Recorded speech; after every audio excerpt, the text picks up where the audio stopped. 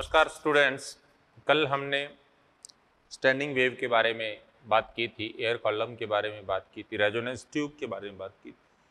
आज हम next point beats के बारे में बात करेंगे। बीट क्या है, बीट्स क्या होता है। इंटरफेरेंस में क्या था, two waves are moving in same direction of same frequency and near about same amplitude are superimposed to each other. Then at some position the intensity become maximum and at some points intensity become minimum. Stationary wave में क्या था, two waves of same frequency and moving same amplitude and moving in opposite direction are superimposed to each other. Beats में क्या होगा, two waves of near about same amplitude and a different frequency are superimposed with each other, then the intensity of resultant change periodically with time. Okay, intensity जो होगी intensity जो होगी resultant की, वो periodically change होगी। Okay, time के साथ लगातार चेंज होगी। इसे क्या कहेंगे, such type of phenomena is known as beats. मान लीजिए बीट्स में आपके पास दो वेव मिल रही हैं। मैं किसी पोजीशन x इक्वल टू 0 पर देखता हूं, x इक्वल टू 0 पर y1 इक्वल टू मान लो a1 साइन ओमेगा 1 t है और y2 equal to a2 sine omega 2 t। ये दो वेव्स आपस में मिल रही हैं, इन दो का सुपर इम्पोज हो रहा है। ओके, उस केस में जब आप इनका रिजल्टेंट देखेंगे तो क्या होगा, आप देख सकते हैं y equal to y1 plus y2। मान लीजिए यहां पर दोनों का एम्पलीट्यूड सेम है। ओके, उस केस में हम क्या लिखेंगे, वैसे डिफरेंट लेकर भी इसको निकाल सकते हैं, सेम लेकर भी निकाल सकते हैं। डिफरेंट से आप कैसे निकाल लेंगे, 2 पाई f1t और यहां से a2 equal to sign 2 pi f2t। अगर आप डिफरेंट एम्पलीट्यूड लेंगे तो f2 को आप f1 प्लस डेल f लिख लेंगे, डेल f इनका डिफरेंस होगा, वहां से आप इसे ओपन कर लेंगे। अदरवाइज आप इसे सेम एम्पलीट्यूड लेकर भी आप ऐसे भी लिख सकते हैं, राइट। उस केस में आपके पास a sine 2 pi f1t plus sine 2 pi f2t।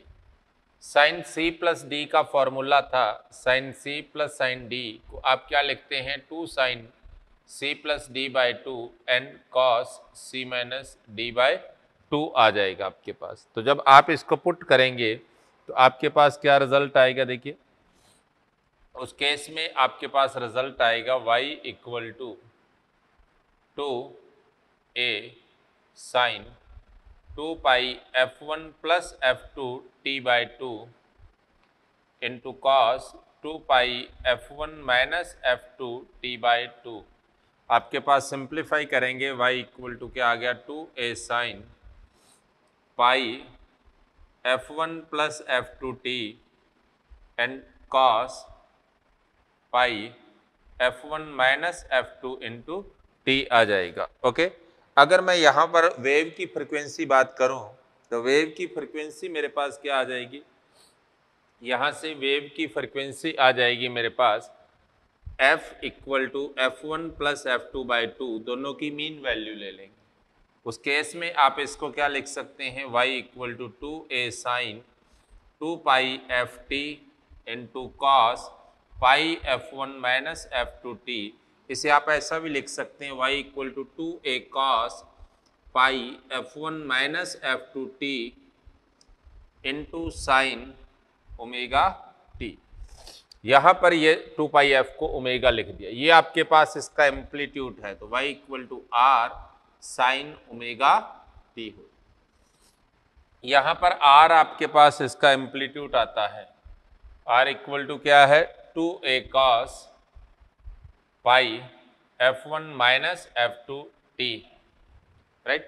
अब देखिए इस केस में आपके पास जो एम्पलीट्यूड आया है वो कॉस के साथ, कॉस की फॉर्म में है, टाइम के साथ पीरियोडिकली चेंज हो रहा है, तो इंटेंसिटी भी डेफिनेटली क्या होगी, के आर स्क्वायर, मतलब k into 4a square cos square pi f1 minus f2t। तो आप लिख सकते हैं i equal to 4 i naught, या i naught cos square pi f1 minus f2। I naught क्या है, के ए स्क्वायर को मैंने आई नॉट लिखा। तो इंटेंसिटी भी पीरियोडिकली चेंज हो रही है और एम्पलीट्यूड भी क्या है, पीरियोडिकली चेंज हो रहा है। तो इसका मतलब जो रिजल्टेंट आपके पास वेव आएगी उसका एम्पलीट्यूड कुछ इस तरह से लगातार चेंज होगा।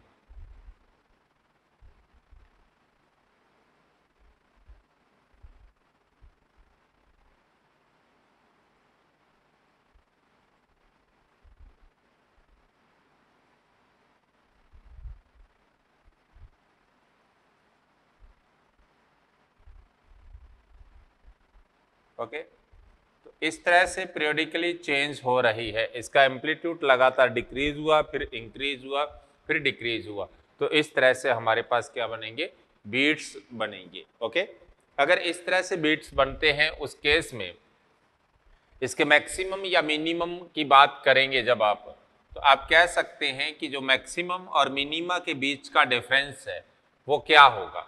मैक्सिमम कब बनेंगे, जब ये वैल्यू 1 होगी।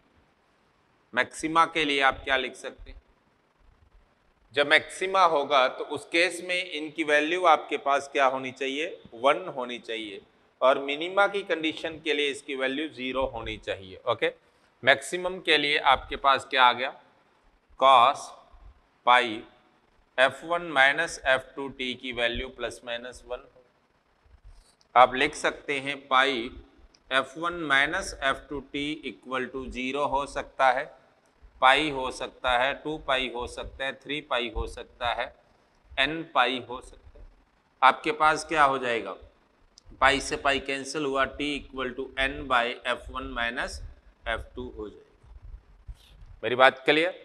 तो टाइम की value n by f1 minus f2 होगी।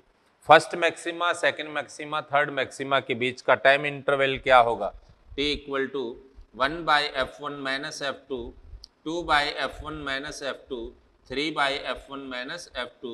ये आपके पास क्या हो जाएगी, मैक्सिमा के बीच का टाइम इंटरवल हो जाएगा। मेरी बात क्लियर। अगर हम मिनिमा के बीच की बात करें तो मिनिमा कहाँ बनेंगे, मिनिमा के केस में cos pi f1 minus f2 t की वैल्यू 0 होगी। तो आप लिख सकते हैं pi f1 minus f2 t equal to क्या होगा, वही pi by 2, 3 pi by 2, 2n minus 1 pi by 2। आप कैंसिल करोगे तो t इक्वल टू क्या हो गया आपके पास, 2n minus 1 bye 2f1 minus f2। तो मिनिमा कहाँ हो जाएंगे आपके पास, मिनिमा होंगे 1 by 2 f1 minus f2, 3 by 2 f1 minus f2, 5 by 2 f1 minus f2। ये ऐसे ही चलते रहेंगे। ओके टू सक्सेसिव मैक्सिमा और मिनिमा के बीच के डिफरेंस को आप क्या कहेंगे, टाइम पीरियड या टाइम इंटरवल कहेंगे। ओके तो आप कह सकते हैं टाइम बिटवीन 2 सक्सेसिव मैक्सिमा और मिनिमा क्या होगा, डेल टी इक्वल टू, तो सक्सेसिव के बीच का डिफरेंस क्या है, 1 बाई f1 माइनस f2। यहां से भी क्या आएगा, 3 बाई 2 माइनस 1 बाई 2, 1 आ जाएगा, 1 बाई f1 माइनस f2। ये आपके पास टाइम पीरियड हो, राइट। और रेसिप्रोकल क्या हो जाएगा, बीट फ्रीक्वेंसी हो जाएगी। तो बीट फ्रीक्वेंसी आपके क्या होगी, डेल एफ या F equal to 1 by T. तो आप लिख सकते हैं F equal to f1 minus f2, जिसे आप number of beats per unit time बोलेंगे। नंबर ऑफ बीट्स का मतलब क्या है, मैक्सिमा और मिनिमा, दो सक्सेसिव मैक्सिमा के बीच में जो टाइम डिफरेंस होगा वो आपके पास क्या होगा, टाइम पीरियड। और मैक्सिमा और मिनिमा एक सेकंड में कितने काउंट किए जाते हैं, एक सेकंड में कितनी मैक्सिमा काउंट किए गए, कितने मिनिमा काउंट किए गए, उनको आप क्या कहेंगे, बीट फ्रीक्वेंसी कहेंगे। और बीट फ्रीक्वेंसी क्या होगी, f1 माइनस f2। मतलब दोनों जो इंटरफेरिंग वेव हैं, बोथ इंटरफेरिंग वेव की फ्रीक्वेंसी का डिफरेंस है। It is not angular frequency, ये लीनियर फ्रीक्वेंसी है। ये ध्यान देना, अधिकतर बार बच्चा कंफ्यूज हो जाता है एंगुलर फ्रीक्वेंसी को लेकर के। मेरी बात क्लियर। अब इसके एप्लीकेशन है, जिसमें मोस्टली एप्लीकेशन यही आता है कि किसी अननोन फ्रीक्वेंसी को आप फाइंड आउट कैसे करते हैं। अननोन फ्रीक्वेंसी को फाइंड आउट करने के लिए आपके पास एक सिंपल सी बात है यहां से। अच्छा, इसमें एक पॉइंट और भी पूछ सकता था कि अगर एम्पलीट्यूड अलग अलग होता तो वही इंटरफेरेंस की तरह मैक्सिमा और मिनिमा बनने थे, तो उस केस में आपसे मैक्सिमा और मिनिमा की बात पूछ लेता। तो वही जो फॉर्मूला आपने वहां पढ़ा था, क्या पढ़ा था, आर मैक्सिमा के लिए क्या पढ़ा था, आर मैक्सिमा इक्वल टू क्या पढ़ा था, A1 प्लस A2, और आर मिनिमा क्या पढ़ा था आपने, A1 माइनस, और I maxima by I minima आप क्या पढ़ेंगे, वही R maxima by R minima का स्क्वायर, और इसे आप क्या पढ़ते हैं, A1 plus A2 bye A1 minus A2 का होल स्क्वायर। ये आपके पास रेशियो हो जाएगा किसका, मैक्सिमा और मिनिमा का। मेरी बात क्लियर। जो एवरेज फ्रीक्वेंसी होती है यहाँ पर, एवरेज फ्रीक्वेंसी ऑलवेज क्या होती है, इसके मैक्सिमा और मिनिमा का हाफ हो जाएगी। क्लियर। एक बात, जब इससे अननोन फ्रीक्वेंसी फाइंड करते हैं किसी भी ट्यूनिंग फॉर्क की, तो दो केस आ जाते हैं। पहला केस आता है कि जब आप इसके प्रॉन्ग्स, व्हेन लिख लीजिए, when prongs of tuning fork, when prongs of tuning fork और arm या arm भी कह देते हैं, loaded with wax, then frequency will be decreases। तो उस केस में फ्रीक्वेंसी डिक्रीज हो जाएगी। क्लियर। जब भी आप ट्यूनिंग फॉर्क की दोनों आर्म्स पर क्या करेंगे, कोई लोडेड करोगे वैक्स को, उस केस में when the arm of tuning fork is file, then frequency will be increases. Okay, अब हम इसके क्वेश्चंस देखते हैं। आओ देखिए। हाँ भाई, ये क्वेश्चंस देखिए। पहला क्वेश्चन देखिए, the number of beat produced per second by the vibrations. ये दो वाइब्रेशन दिए, x1 equal to a sine 320 pi T, x2 equal to sine 326 pi T. अब आपने यहां से जब बीट फ्रीक्वेंसी निकालनी है, तो बीट फ्रीक्वेंसी आपके पास क्या होती है, f2 माइनस f1 होगी। तो आपको f2 पता करना है, क्योंकि ये वैल्यू 2 पाई f1 की है। आपको क्या पता है, 2 पाई f1 इक्वल टू 320 पाई है, और 2 पाई f2 आपके पास कितना है, 326 पाई है। तो f1 क्या होगा, 2 पाई से जब आप डिवाइड करोगे तो बीट फ्रीक्वेंसी आपके पास क्या आ जाएगी, 2 पाई से डिवाइड करोगे, पाई से पाई कैंसिल, यहां से कितना आया आपके पास, 163। ओके, 163 आ जाएगा। ओके, माइनस यहां से कितना आया, 160, तो इक्वल टू कितना आ जाएगा, 3 हर्ट्ज आपके पास क्या हो जाएगी, बीट फ्रीक्वेंसी। डायरेक्ट सब्ट्रैक्ट नहीं करना, पता लगा 326 माइनस 320 कर दिया और 6 आंसर लिख दिया, और 6 ऑप्शन भी था वहां पर, टिक करके आगे, रॉन्ग हो जाएगा। ओके, नेक्स्ट क्वेश्चन देखिए, tuning fork A has frequency 1% greater than that of B. मान लो NB की फ्रीक्वेंसी आपके पास N है, तो A क्या है, 1% ग्रेटर देन है, तो A क्या होगा, N से 1% ग्रेटर देन है। तो इसका मतलब 101/100 N हो जाएगा। And tuning fork C has frequency 2% smaller than B। तो C की क्या है, B से 2% स्मॉलर है, मतलब 98N/100 है। राइट। आगे कहता है, when A and C are sounded together, the number of beats heard per second is 5. What is the frequency of each fork? आपसे पूछा है। देखो, जब A और C साउंडेड होते हैं तो ग्रेटर देन A है किससे, C से, तो Na माइनस NC इक्वल टू 5 है। राइट। तो आपके पास 101 n में से 98 n जाएगा तो कितना बच गया, 2 और 1 3 बच जाएगा। तो आप लिख सकते हैं 3n/100 इक्वल टू 5। क्लियर? तो आपके पास n की वैल्यू क्या आ जाएगी, आपके पास यहां से n की वैल्यू आ जाएगी n इक्वल टू 500/3 हर्ट्ज हो जाए। ये किसकी है, b की। तो a की कितनी हो जाएगी, a की 101/100 n है। तो आपके पास क्या हो गया, 101/100 इंटू 500/3 मतलब कितना हो गया, 505/3। और b की ये है ही आपके पास, और c की क्या हो जाएगी, 98/100 n होगा। तो 500/3 ये कैंसिल हो गया। तो आपके पास कितना हो गया, 490/3 हर्ट्ज हो जाएगा। मेरी बात क्लियर? तो ये अलग अलग सभी की फ्रीक्वेंसी आ जाएगी। ओके, नेक्स्ट क्वेश्चन देखिए, third question. Tuning fork A has a frequency 256 hertz and it is observed to produce 6 beats with another tuning fork B. When B loaded with wax, the beat frequency increases, decreases, remains same. Find the frequency of B. देखो x equal to या तो आपके पास Na minus N B है, या फिर आपके पास N B minus N A है। हमें नहीं पता क्या है, लेकिन वैक्स लगाने से क्या होगा, वैक्स के साथ एन बी क्या है, डिक्रीज होकर के क्या हो गया, एन बी डैश हो जाएगा। वैक्सिंग से क्या है, एन बी की फ्रीक्वेंसी क्या है, डिक्रीज हो जाएगी। पढ़ी थी ना, फाइलिंग से इंक्रीज होगी, वैक्सिंग से डिक्रीज। तो ये डिक्रीज होगी, एन बी से कम होकर एन बी डैश हो गया है।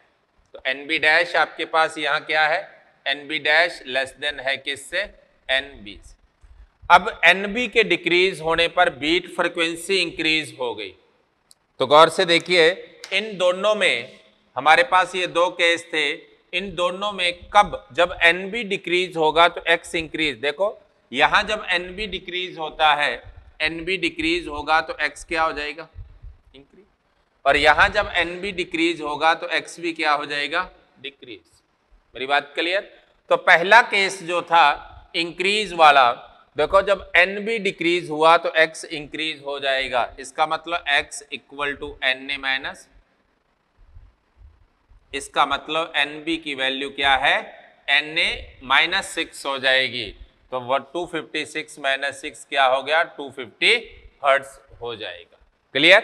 सेकंड केस में देखो, जब एन बी डिक्रीज हुआ तो एक्स भी डिक्रीज हो जाएगा। तो उसके लिए एक्स क्या है, N B minus N A था। इसका मतलब एन ए क्या हो गया आपके पास, एन बी क्या हो गया आपके पास, एन ए प्लस 6 हो जाएगा। तो 256 प्लस 6 कितना हो गया आपके पास, 262 हर्ट्ज हो जाएगा। क्लियर? थर्ड देखिए, जब एन बी डिक्रीज हुआ है, एन बी के डिक्रीज होने पर एक्स सेम है। इसका मतलब क्या है, एक्स सेम, इसका मतलब एन बी डिक्रीज होकर एन बी डैश हुआ है, तो एन ए दोनों के बीच में है। इसका मतलब एन बी बड़ा था एन ए से, तो अब एन ए बड़ा हो गया किससे, एन बी डैश। पहले इन दोनों का डिफरेंस 6 था, अब इन दो का डिफरेंस क्या होगा, 6 होगा। क्लियर? पहले इन दो का डिफरेंस क्या था, 6 था, अब इन दो का डिफरेंस क्या होगा, 6 हो जाएगा। मेरी बात क्लियर? ओके। और जब इन दो का डिफरेंस आपके पास 6 है, तो पहले भी 6 था, तो आप 6 को क्या लिख सकते हैं, 6 equal to N B minus N A. तो एन बी आपके पास क्या होगा, 256 प्लस 6 इक्वल टू 262 हर्ट्ज हो जाएगा। मेरी बात क्लियर? लास्ट क्वेश्चन देखिए इसमें, in an experiment it was found that the tuning fork of frequency tuning fork and a sonometer wire gave 5 beats per second both when the length of wire was 1 meter and 1.05 meter।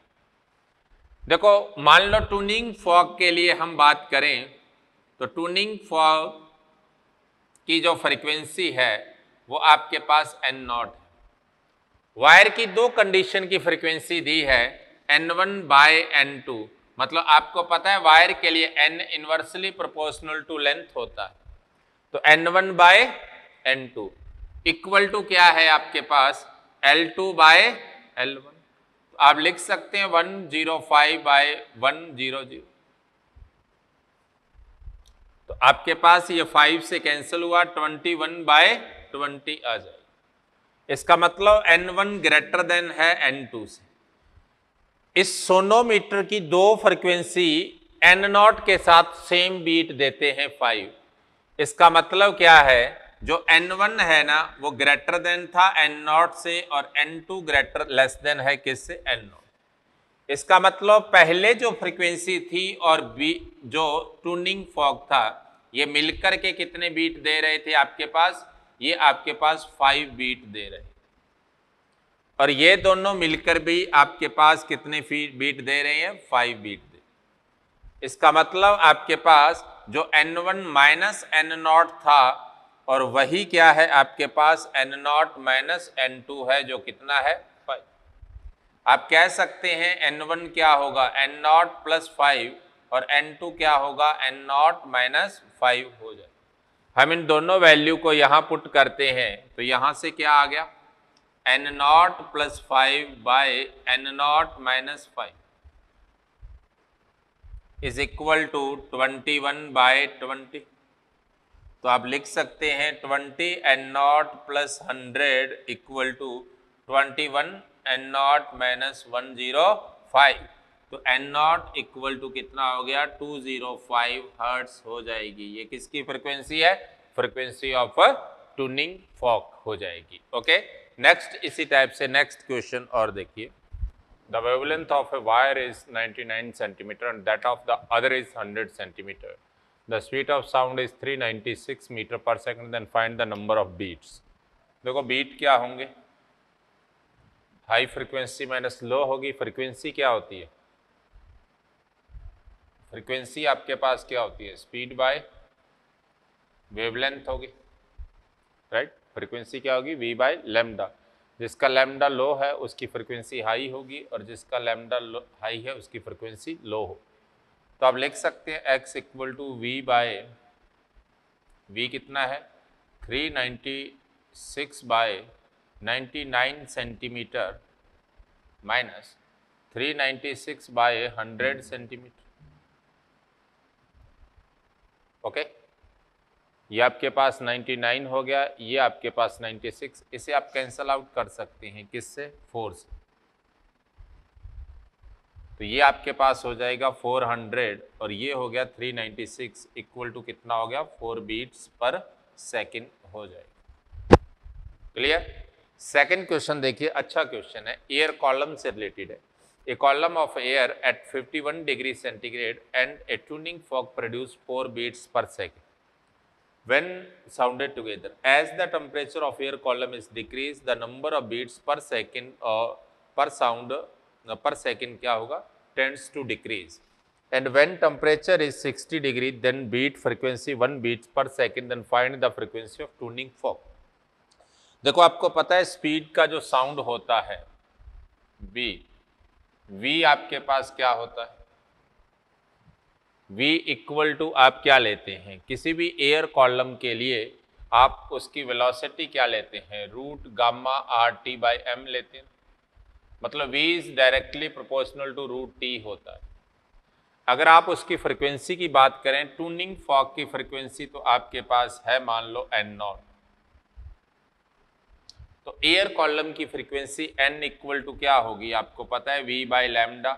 Air column एक ही है, उसकी length constant रहेगी तो lambda आपके पास constant रहेगा। तो v change हो रहा है तो n directly proportional to v is directly proportional to t। इसका मतलब जो n है n1 by n2 equal to root t1 by t2। t क्या है, टेम्परेचर इन एब्सोल्यूट टेम्परेचर लेंगे, केल्विन में लेंगे, तो आप लिख सकते हैं 51 प्लस 273 बाय 16 प्लस 273 का रूट हो जाए। ये आपके पास कितना हो गया, ये हो जाएगा 324 बाय ये है आपके पास 289 का रूट। ओके, ये 18 का स्क्वायर होता है और ये 17 का स्क्वायर होता है। तो इसका मतलब n1 बाई n2 18 बाई 17 आ गया। क्लियर दिख रहा है कि n1 is greater than n2। इसका मतलब n1 ग्रेटर देन है n0 से और वो ग्रेटर देन है किससे? तो यहां पर उसने क्लियर बता रखा है कि बीट फ्रीक्वेंसी डिक्रीज हो रही है। जब n डिक्रीज हो रहा है तो बीट फ्रीक्वेंसी डिक्रीज हो रही है। इसका मतलब जो x1 आपके पास था पहले वाला, वो क्या था? n1 माइनस n0 था, ना कि n0। अगर n0 माइनस n1 होता तो n के डिक्रीज होने पर x बढ़ता, राइट? तो ये आपके पास 4 था, तो इसका मतलब आप लिख सकते हैं n1 क्या था? n0 प्लस 4 था। ओके, ऐसे जो आपके पास x2 था वो n2 माइनस n0 होगा, इक्वल टू 1 था। तो उस केस में n2 आपके पास n0 प्लस 1 है। इन दोनों वैल्यू को मैं यहां पुट करता हूं तो n0 plus 4 by n0 plus 1 equal to 18 by 17। तो कितना आ गया? 17 n0 plus 68 equal to 18 n0 plus 18। तो आप इसको उधर लेकर जाएंगे, इसको इधर लाएंगे तो n0 इक्वल टू क्या हो गया आपके पास? 50 हर्ट्स हो जाएगी। मेरी बात क्लियर? n0 कितना होगा? 50 हर्ट्स हो जाएगा। लास्ट क्वेश्चन देखिए बीट फ्रीक्वेंसी पर। ये लास्ट क्वेश्चन देखिए क्या है। 41 tuning fork are so arrange so that each produced 5 beats per second when sounded with its near fork। तो अगर पहले की n है, दूसरा जा तो n माइनस 5 होगा या n प्लस 5 होगा। आगे पढ़े। If the frequency of the last fork is octave, octave का मतलब होता है डबल, ओके, ऑफ फर्स्ट, इसका मतलब बढ़ रहा है। इसका मतलब पहले की फ्रीक्वेंसी n है तो दूसरा n प्लस 5, तीसरा n plus 10, n plus 15, right? और करते करते ये आपके पास Tn हो जाएगा। Tn, n क्या है? Number of tuning fork. अब टोटल कितने हैं? 20 ट्यूनिंग फॉक, 40 है, सॉरी। तो आपको पता है Tn क्या होता है? किसी भी अर्थमेटिक सीरीज के अंदर ऐसी सीरीज जो सेम डिफरेंस से इंक्रीज हो रही हो, उसके लिए nth टर्म होता है a plus n minus 1d। a होता है फर्स्ट टर्म, n होता है डिफरेंस, डिफरेंस कितने का आ रहा है? 5 का, और d होता, सॉरी, n होता है नंबर ऑफ ट्यूनिंग फॉक या number of turn. 40 minus 1 into D है 5, डिफरेंस की बात। इसका मतलब Tn इक्वल टू आपके पास क्या है? n plus 39 into 5, right? आपके पास क्या है? n प्लस 195 हो जाए। अब क्वेश्चन में गिवन क्या है? गिवन है आपको कि Tn is double of n है, फर्स्ट का n टाइम डबल है। तो आप लिख सकते हैं n plus 195 equal to 2n। It means n equal to 195 hertz. इसका मतलब पहले वाले ट्यूनिंग फॉक की फ्रीक्वेंसी क्या हो जाएगी? 195 हर्ट्ज हो जाएगी। ओके, ये था आपके पास बीट्स। बीट के बाद एक छोटा सा पॉइंट आपको और बताना है मैंने, फिर हम डॉपलर इफेक्ट बताएंगे। कैरेक्टरिस्टिक ऑफ म्यूजिक साउंड की बात करेंगे। कैरेक्टरिस्टिक ऑफ म्यूजिक साउंड, यहाँ पर 2-3 बातें हैं जो आपको जरूरी पता होनी जरूरी है। फर्स्ट है लाउडनेस। लाउडनेस क्या है? किसी भी देखो, दो साउंड को डिफरेंशिएट करने के लिए कुछ टर्म्स हैं जिनका हम यूज करते हैं। पहला है लाउडनेस। लाउडनेस से पता लगता है कि ये किस टाइप के सोर्स की साउंड है।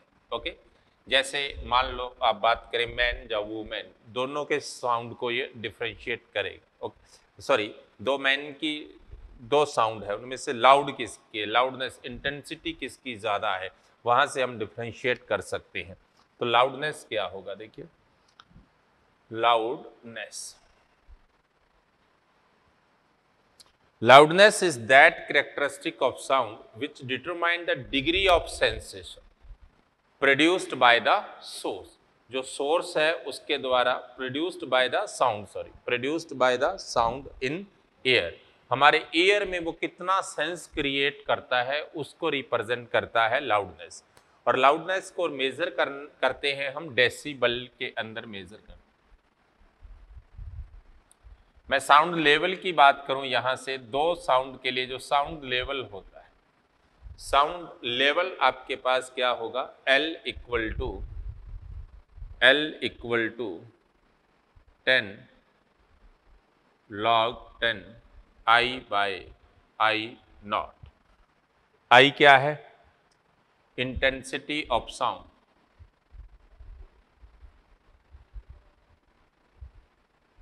और I नॉट क्या है, threshold intensity of sound. Threshold intensity of sound जिसकी वैल्यू क्या होती है आपके पास 10⁻⁻12 वाट पर मीटर स्क्वायर होती है। Okay right. अब देखिए यहां से हमारे पास जो लाउडनेस है वो जो हम अनऑडिबल साउंड होगी उसके लिए 0 डेसिबल होता है। ये 0 कब होगा, जब ये दोनों इक्वल हो जाएंगे तो log 1 की वैल्यू 0 होती है। इसका मतलब जो थ्रेशोल्ड इंटेंसिटी है वे नॉन ऑडिबल साउंड की इंटेंसिटी हो, इससे कम वाले को तो आप बिल्कुल भी नहीं सुन पाओगे, इसे हम नहीं ऑब्जर्व कर पाएंगे। ओके, नॉर्मल जो कन्वर्सेशन होता है इसमें जो लाउडनेस होती है वो आपकी 60 से 65 डेसिबल होती है। ये डेसिबल में होता है।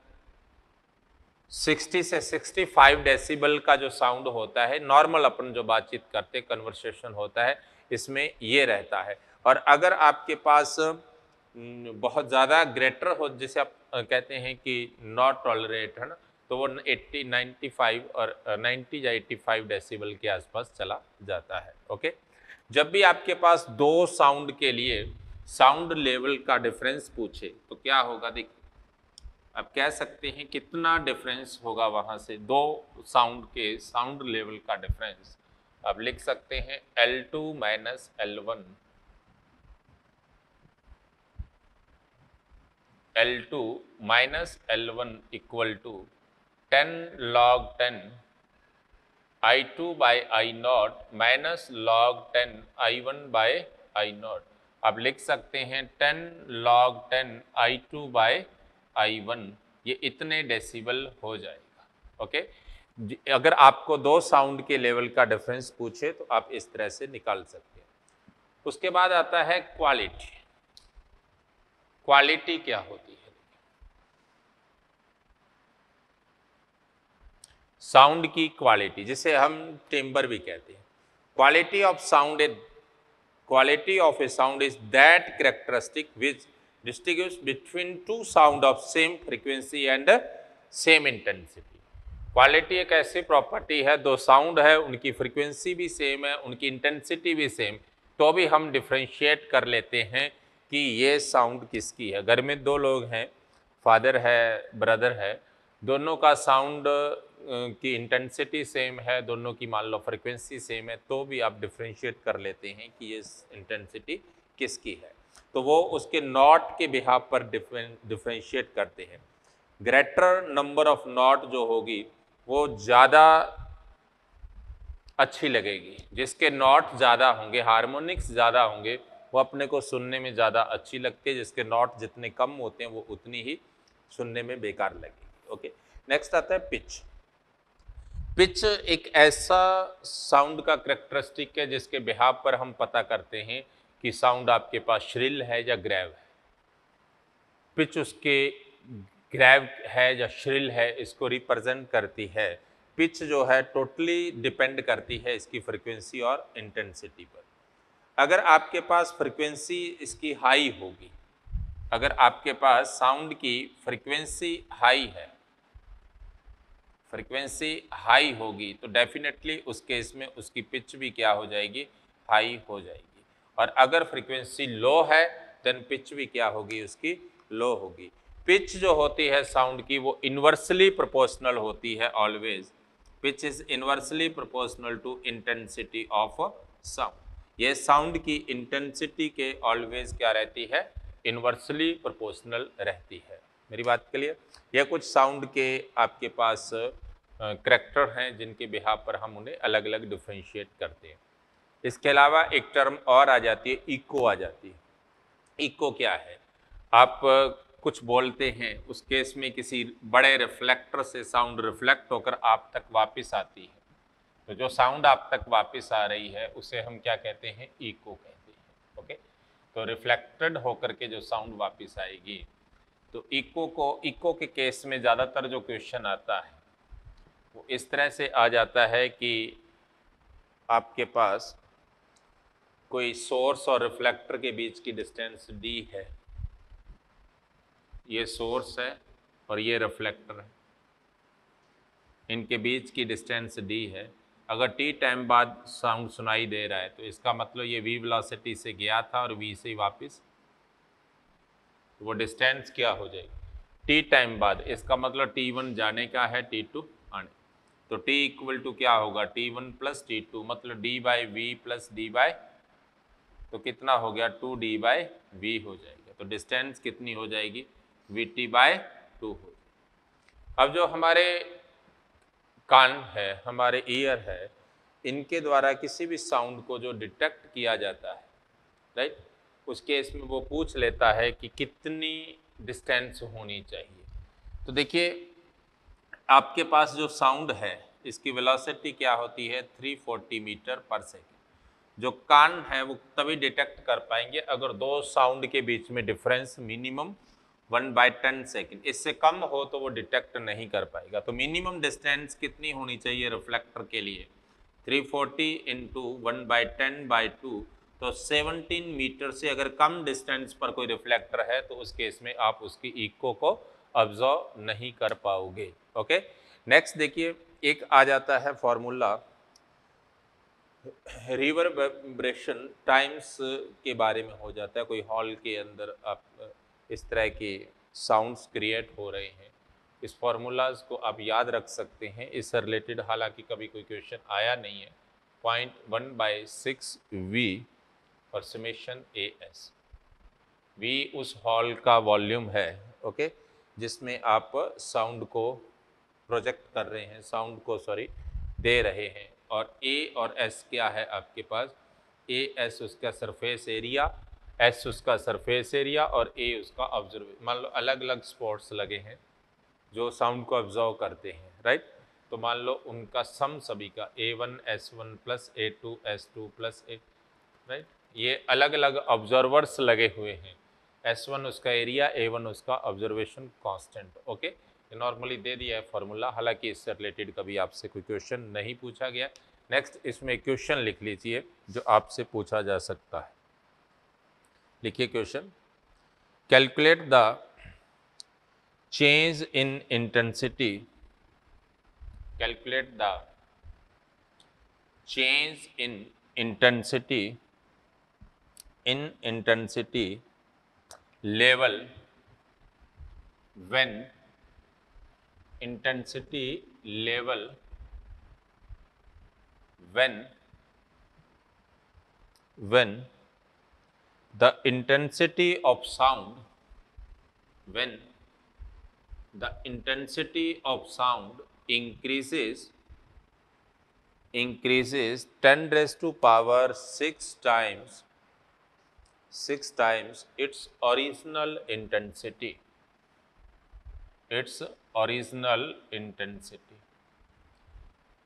तो I2 आपके पास 10 रेज़ टू पावर 6 I1 है। तो आप लिख सकते हैं ना, साउंड लेवल में डिफरेंस अभी पड़ा था L2 minus L1, 10 log 10 I2 by I1, तो आपके पास क्या आ गया, 10 log 10 रेज़ टू पावर 6, तो क्या आ गया 60 log 10 आ जाएगा, जिसे आप 1 लिखते हैं। तो कितना चेंज हो जाएगा, 60 डेसिबल से उसका साउंड चेंज हो जाएगा। क्लियर? एक क्वेश्चन और लिख लीजिए, the ratio of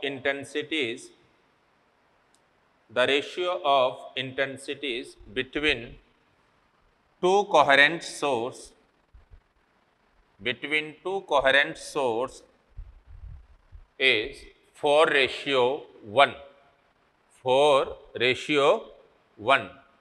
The difference of loudness in decibel, the difference of loudness, the difference between loud, the difference of loudness in decibel between maximum intensity to minimum intensity, between maximum intensity to minimum intensities on their interference, on their interference. देखो आपको maximum intensity और minimum का ratio पता है, क्या होता है? √I1 plus √I2 bye √I1 minus √I2 का होल स्क्वायर होता है, जिसे हम लिख सकते हैं, ये रेशियो मान लो बीटा है, तो आप इसे लिख सकते हैं √β प्लस 1 बाय √β माइनस 1 का स्क्वायर। तो ये 4 है आपके पास, तो 2 प्लस 1 बाय 2 माइनस 1 का स्क्वायर कितना आ जाएगा? 9। तो आपको जो लेवल का डिफरेंस पूछा है वो क्या होगा? 10 log 10 I मैक्सिमम बाय, और ये आपके पास 9 है, तो 10 log 10 9, जैसे आप लिख सकते हैं 3 का स्क्वायर, तो 20 log 10 3।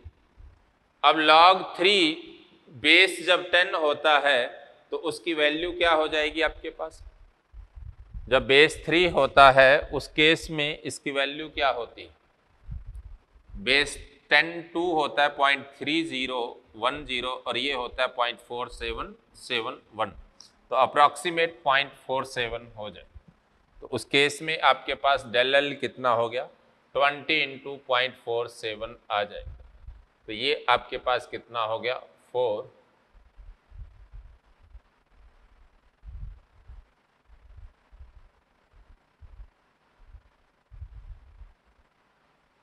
9.4 डेसिबल आ जाएगा। ओके, तो अप्रॉक्सीमेट आपके पास रिजल्ट कितना आ गया? 9.4 डेसिबल होगा। ओके, नेक्स्ट हम बात करेंगे, ये था आपका साउंड से related points.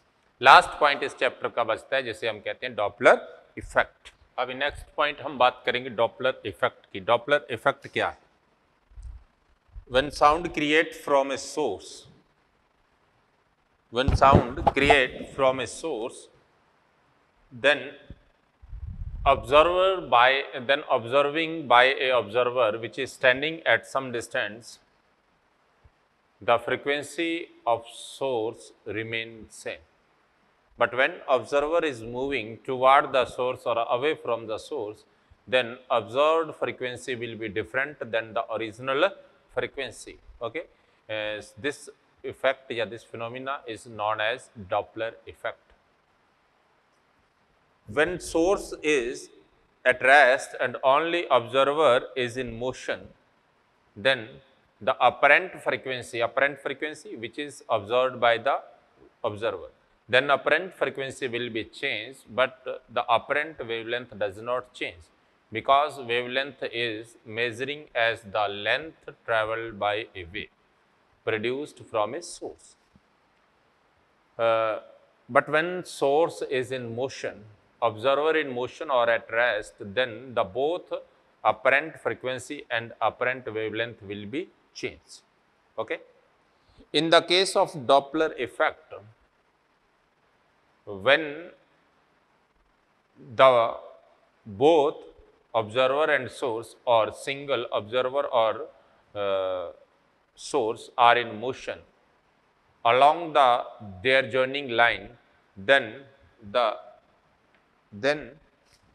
apparent frequency is given as, apparent frequency क्या होगी?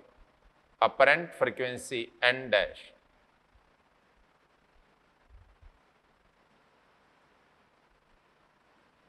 equal to relative velocity of sound with respect to observer over relative velocity of sound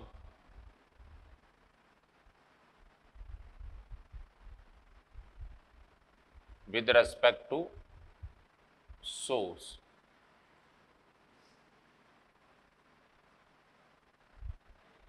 and actual frequency. Clear? लेकिन अगर हम यहाँ पर अपरेंट वेवलेंथ की बात करें तो अपरेंट वेवलेंथ क्या होगा? रिलेटिव वेलोसिटी ऑफ साउंड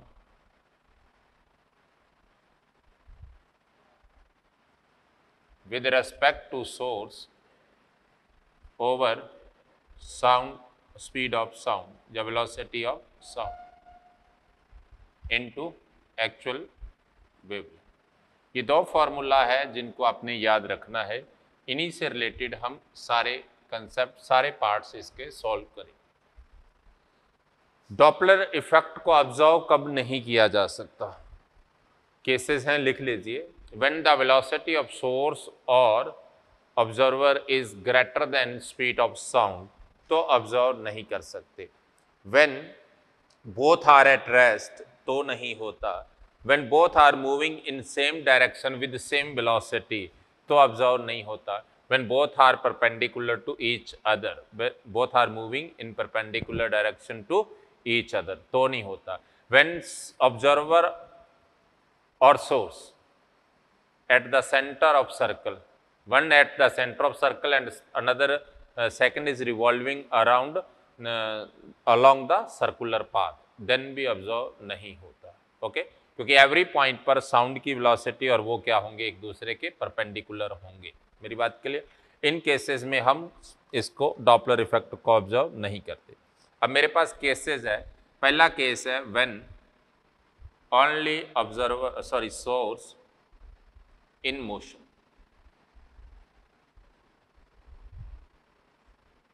जब आपके पास केवल और केवल सोर्स मोशन में होगा, तो अगर सोर्स मोशन में होगा उस केस में क्या होगा, मैं सारे केसेस आपको यहां बता देता हूं। ओके, इसको मैं रब कर लेता हूं, रब कर लेता हूं।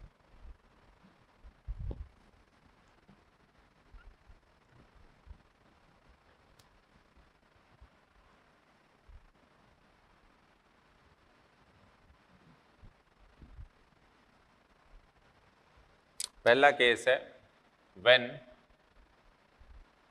सोर्स इन मोशन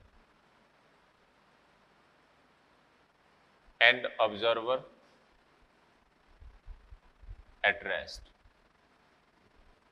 जब सोर्स तो मोशन में होगा और ऑब्जर्वर रेस्ट में होगा, उस केस में क्या इफेक्ट पड़ेंगे? देखिए, इस केस में सबसे पहला इफेक्ट देखते हैं। जब वो सोर्स उसकी ओर आ रहा है, ये सोर्स है, ये ऑब्जर्वर है, सोर्स वीएस वेलोसिटी से इसकी ओर आ रहा है। देखो, जो साउंड है क्रिएट सभी डायरेक्शन में होना है, लेकिन जो इसने सुनना है वो साउंड तो इधर आएगा ना। वो किस वेलोसिटी से आ रहा था? वी से।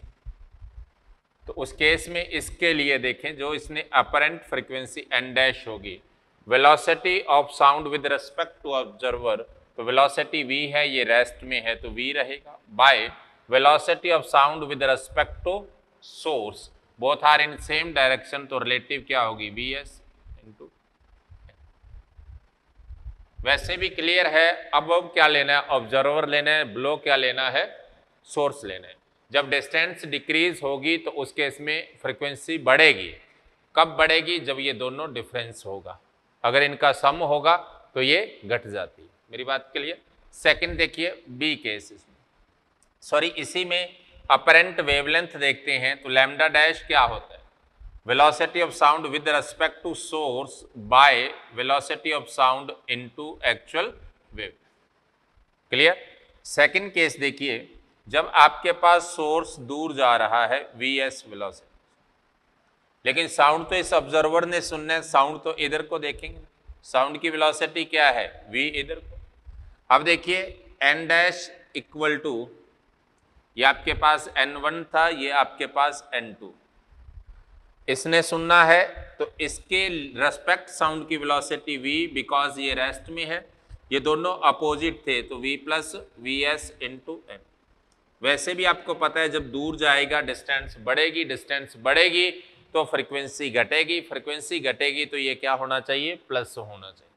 यहां पर अगर वेवलेंथ की बात करें तो वेवलेंथ क्या हो जाएगा, velocity of sound with respect to source क्या है, v plus V S by V into lambda. Okay, third case आ जाता है इसमें, व्हेन सोर्स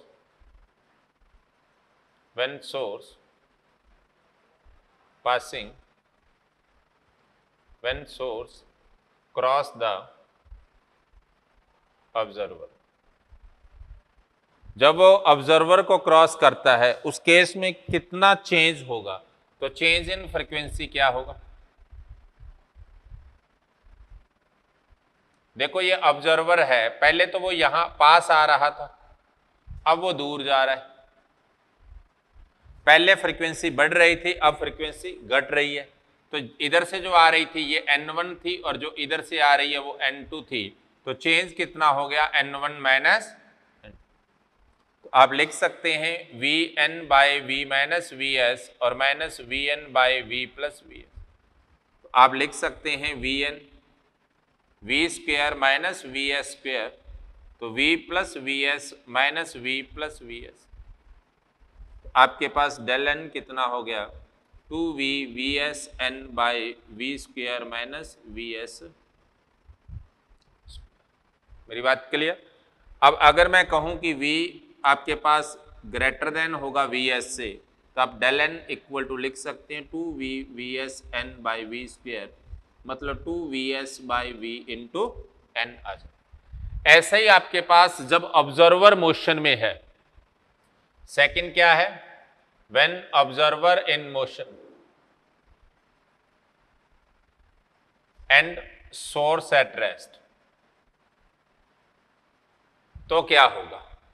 मान लीजिए ये सोर्स है, ये ऑब्जर्वर है, ये v नॉट वेलोसिटी से इसकी ओर आ रहा है, इसने साउंड क्रिएट किया जो इधर को जा रहा है, इसने ऑब्जर्व करना था।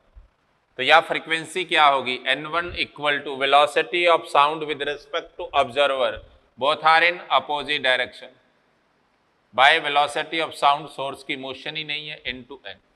क्लियर दिख रहा है, डिस्टेंस कम हो रही है तो ऊपर प्लस आ जाएगा। दूसरा देखिए, जब सोर्स से ऑब्जर्वर दूर जा रहा है, साउंड तो इसी ने सुनना था, तो दोनों सेम डायरेक्शन में है, तो और रिलेटिव क्या हो गया, v minus V naught by V into N. और तीसरी केस जब पास से जाएगा, ये सोर्स है, ऑब्जर्वर पहले पास आ रहा था फिर दूर जा रहा है,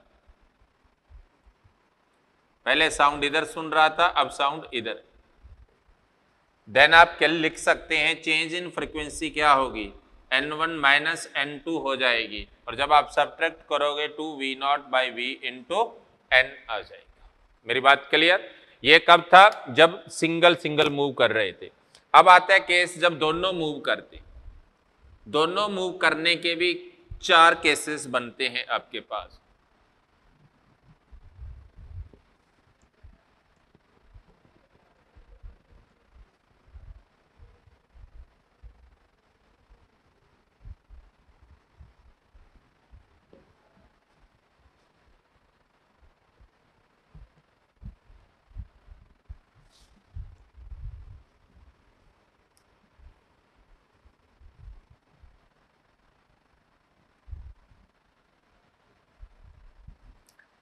देखिए जब दोनों मूव करेंगे, when both are in motion,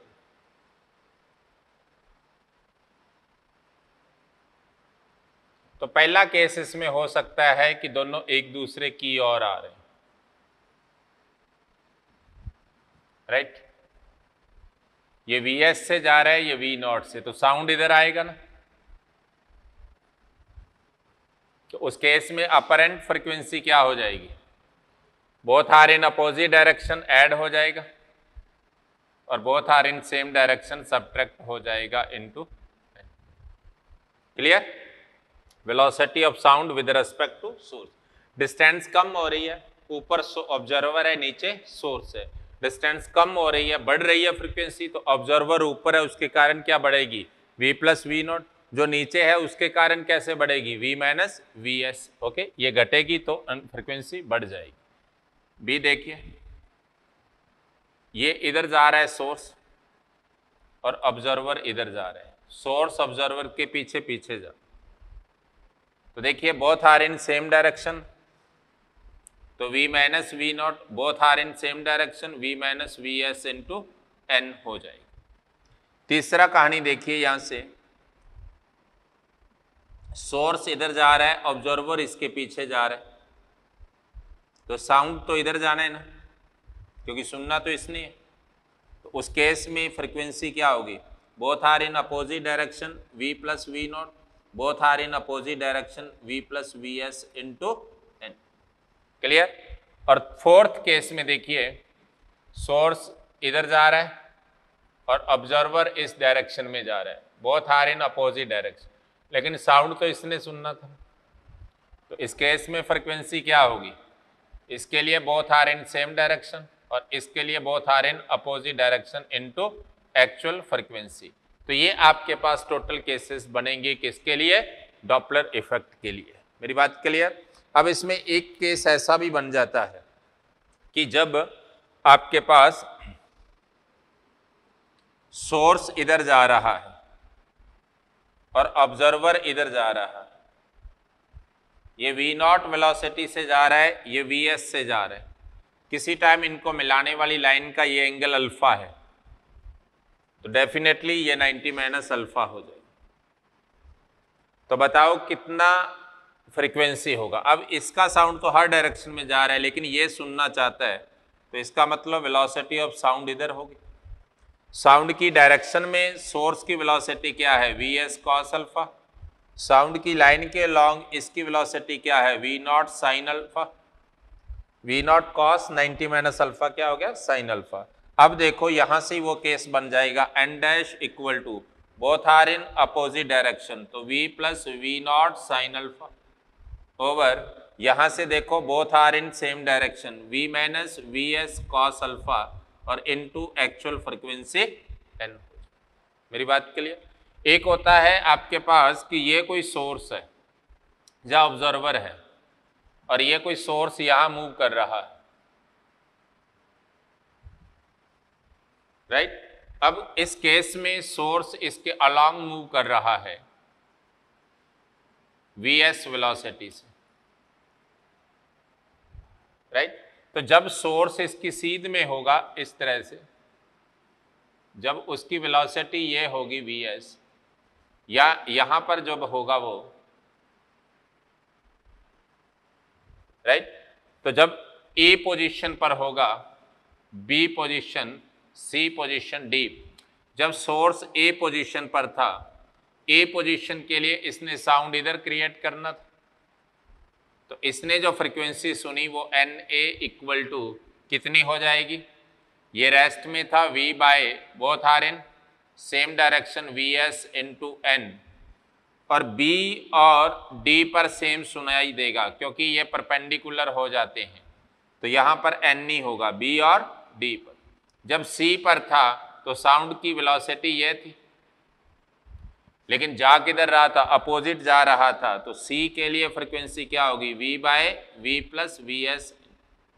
ये आपके पास मैक्सिमम फ्रीक्वेंसी सुनाई देगी और यहाँ पर क्या हो जाएगी, मिनिमम फ्रीक्वेंसी हो जाएगी। मेरी बात क्लियर। इसके अलावा एक कंसेप्ट और आ जाता है, वो आता है रिफ्लेक्टर का। जब रिफ्लेक्टर होंगे उस केस में आप कैसे देखते हैं इसको, ओके। तो रिफ्लेक्टर वाला जो पॉइंट्स है अपना, उसे हम कल की क्लास में करेंगे, ओके। Thank you.